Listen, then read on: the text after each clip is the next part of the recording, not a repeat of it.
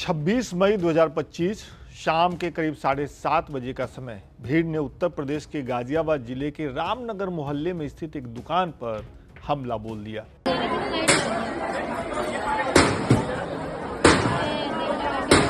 जिस बंद दुकान पर भीड़ ने हमला किया वो अकबर का था। अकबर पर आरोप है कि उसने सोनिका चौहान नामक लड़की का अपहरण किया, लेकिन सोनिका कह रही है कि वो अपनी मर्जी से अकबर के साथ गई।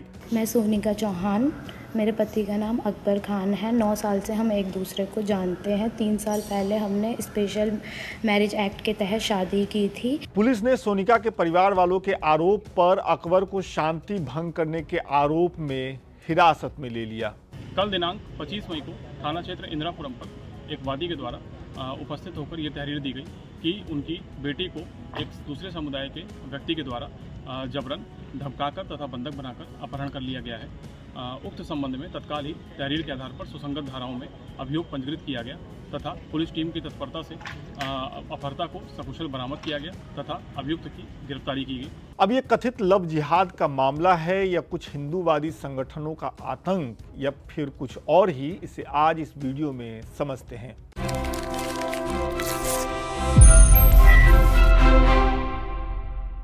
25 मई को उत्तर प्रदेश के इंदिरापुरम थाने में एक तहरीर दर्ज करवाई गई। इस तहरीर में शिकायतकर्ता ने आरोप लगाया कि उनकी बेटी, जिसका नाम सोनिका चौहान है, जो बालिग है, वो अकबर खान नाम के युवक ने उसे किडनैप कर लिया है और जबरदस्ती लड़की को अपने साथ रखे हुए है। पुलिस ने इस शिकायत पर एक्शन लिया और आरोपी अकबर को गिरफ्तार कर लिया गया और लड़की को भी सकुशल बरामद कर लिया गया, ऐसा पुलिस ने बताया। कल दिनांक 25 मई को थाना क्षेत्र इंदिरापुरम पर एक वादी के द्वारा उपस्थित होकर ये तहरीर दी गई कि उनकी बेटी को एक दूसरे समुदाय के व्यक्ति के द्वारा जबरन धमकाकर तथा बंधक बनाकर अपहरण कर लिया गया है।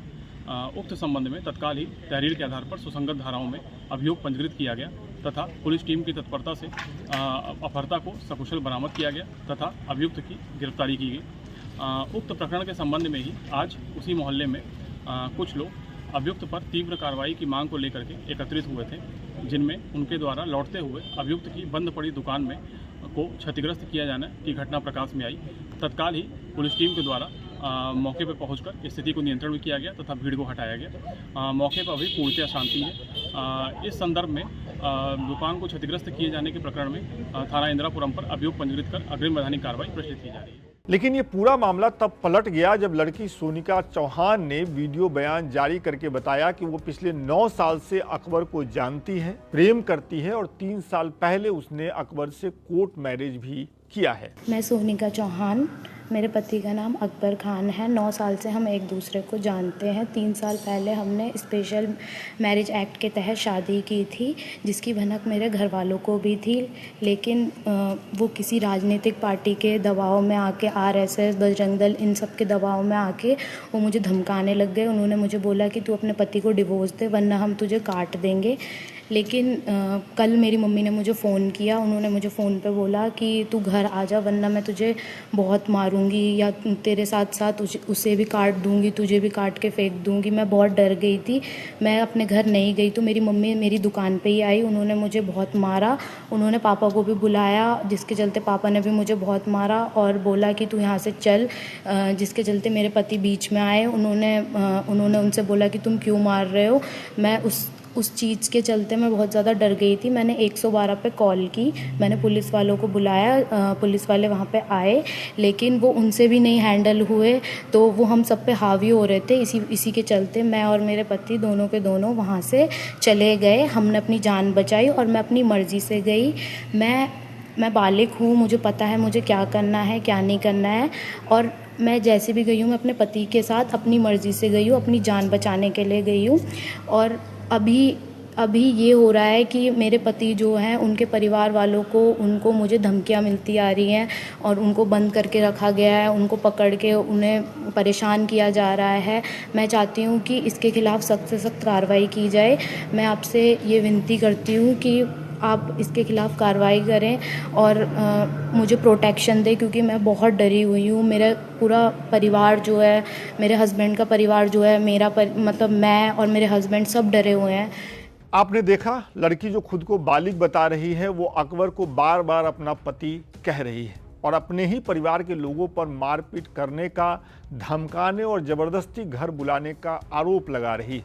वो ये भी कह रही है कि उसके परिवार वाले किसी बाहरी दबाव में ऐसा कर रहे हैं क्योंकि उन्हें उसके रिश्ते के बारे में मालूम था। अब इस पूरे मामले में एक दिन बाद यानी 26 मई की शाम को भीड़ की एंट्री होती है। हिंदू धर्म को सुरक्षित रखने का ठेका ले चुकी ये भीड़ पहले पुलिस के सामने प्रदर्शन करने जाती है और फिर वहां से लौटते हुए आरोपी अकबर के बंद दुकान पर धावा बोल देती है।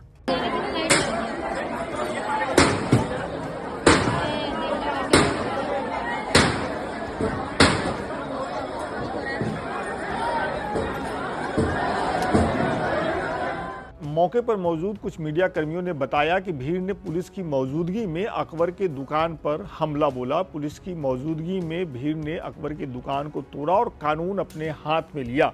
अब पुलिस कह रही है कि ऐसा करने वालों के खिलाफ कानून के मुताबिक कार्रवाई की जाएगी, लेकिन सच्चाई यही है कि ऐसा करने वाले खुलेआम घूम रहे हैं। 9 साल से एक रिश्ते में रहा अकबर जेल में है। उसकी पत्नी सोनिका चौहान ट्रॉमा में है। अकबर के परिवार वालों को धमकाया जा रहा है। मैं बहुत डर गई थी।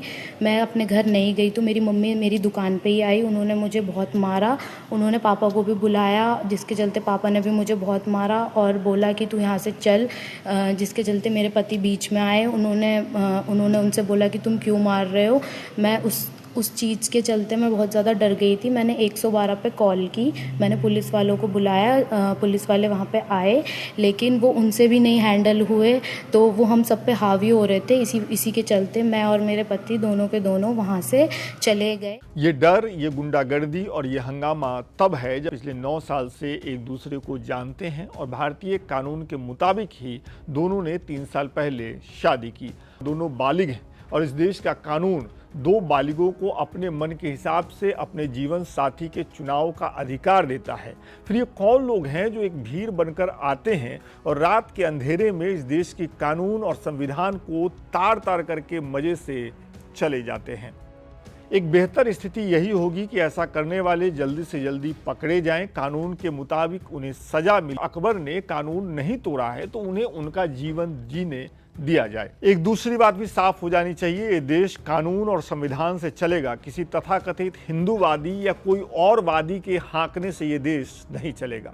आपको याद ही होगा, ज़्यादा पुराना मामला नहीं है। अशोका यूनिवर्सिटी के राजनीतिक विभाग के अध्यक्ष प्रोफेसर महमूदा वादी ने एक सोशल मीडिया पोस्ट में ऐसा ही कुछ लिख दिया था। तब उनकी गिरफ्तारी हो गई थी और जब सुप्रीम कोर्ट से उन्हें अंतरिम जमानत मिली तो इस हिदायत के साथ कि उन्हें ऐसा नहीं बोलना चाहिए था। अभी जब ऑपरेशन सिंदूर के बाद देश के प्रधानमंत्री नरेंद्र मोदी ने देश को संबोधित किया था तो उन्होंने क्या कहा था? उन्होंने यही तो कहा था कि आतंकवाद के खिलाफ पूरा देश, अलग अलग धर्मों के लोग भी, अलग अलग जातियों के लोग भी एक साथ आ गए थे। इस आतंकी हमले के बाद सारा राष्ट्र, हर नागरिक, हर समाज, हर वर्ग, हर राजनीतिक दल एक स्वर में आतंक के खिलाफ कड़ी कार्रवाई के लिए उठ खड़ा हुआ। हम भी यहाँ यही कहना चाहते हैं, इस देश में धर्म, जाति, लिंग देखकर किसी के खिलाफ कोई कार्रवाई नहीं होनी चाहिए। अच्छा लगता है जब देश एक साथ खड़ा रहता है और ये तब होगा जब अतिवादी गुटों पर लगाम लगेगी। जब तक कभी शादी, कभी प्रतिबंधित मांस, तो कभी मस्जिद के नीचे मंदिर के नाम पर कुछ लोग कानून को हाथ में लेते रहेंगे, तब तक इस देश में शांति नहीं आएगी। और जब देश के अंदर शांति नहीं होगी तो बाहरी दुनिया पर भी इसका असर पड़ेगा। ऑपरेशन सिंदूर के बाद जब कर्नल सोफिया टीवी पर आई और उन्होंने पूरे देश को ऑपरेशन सिंदूर के बारे में बताया तो पूरे देश को अच्छा लगा, सबने उनकी तारीफ की। इसी तरीके से अगर इस देश का कोई अकबर अपनी मर्जी से किसी से शादी करना चाहता है, किसी दूसरे धर्म की लड़की से ही शादी करना चाहता है, शादी कर लेता है, तो उसे भी अच्छा ही माना जाना चाहिए। उसके दुकान पर हमला नहीं होना चाहिए, उसके घर के लोगों को धमकाया नहीं जाना चाहिए और उसे उठा करके जेल में बंद नहीं कर देना चाहिए। हम ये नहीं कह रहे हैं, हम कोई जजमेंट नहीं सुना रहे हैं, ना ही किसी घटना को एक दूसरे से तुलनात्मक तौर पे जोड़ रहे हैं। हम ये कह रहे हैं कि कानून अपना काम करे, लेकिन ये भी देखा जाना चाहिए कि इस देश में किसी एक धर्म को मानने वाले कुछ अतिवादी लोग इतने हावी न हो जाएं कि वो कानून और संविधान को ताक पर रख के एक धर्म के लोगों को बार बार टारगेट करें। अगर आपको हमारी बात समझ में आई है, अगर आप हमारी बात से सहमत हैं तो इस वीडियो को शेयर कर दीजिए, और अगर आप हमारी बात से असहमत हैं तो और अच्छी बात है, कमेंट करके बताइए आपकी असहमति किस बात को लेकर के है। विस्तार से कि इस अंक में इतना ही, अगले अंक में फिर मुलाकात होगी। बहुत बहुत शुक्रिया।